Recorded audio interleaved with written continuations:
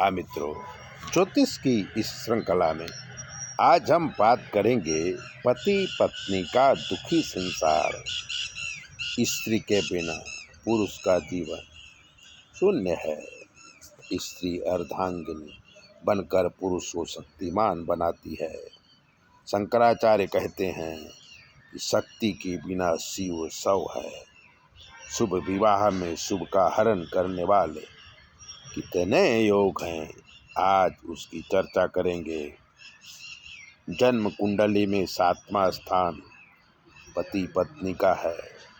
जब पति पत्नी के जीवन में मधुरता, रोमांचकता खत्म हो जाती है, तब जीवन नष्ट हो जाता है।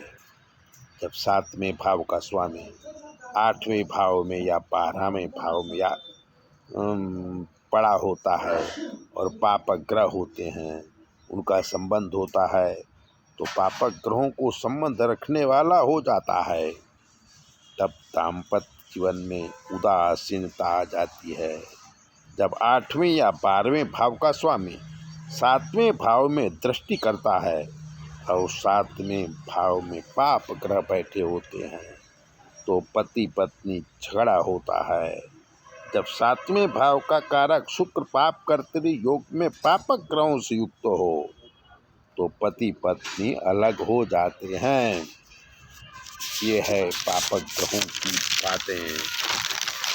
जैसे मानव, उदाहरण सुनिए कि जैसे मानव और दिव्या दोनों एक ही कंपनी में नौकरी करते थे।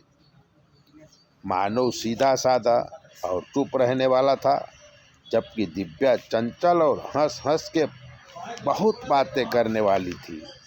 दोनों का प्यार हुआ, सर्वसम्मति से शादी हुई, दोनों अलग रहने लगे।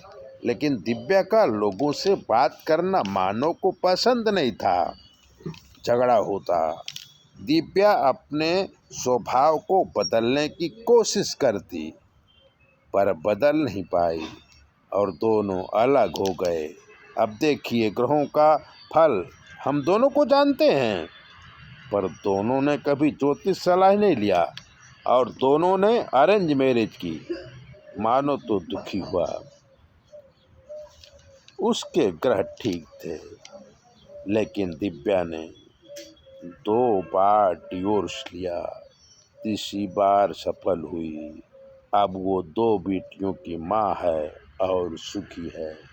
मानव भी दूसरी शादी में सुखी हो गया। दुख तो होता है, लेकिन मानव रुक जाता है।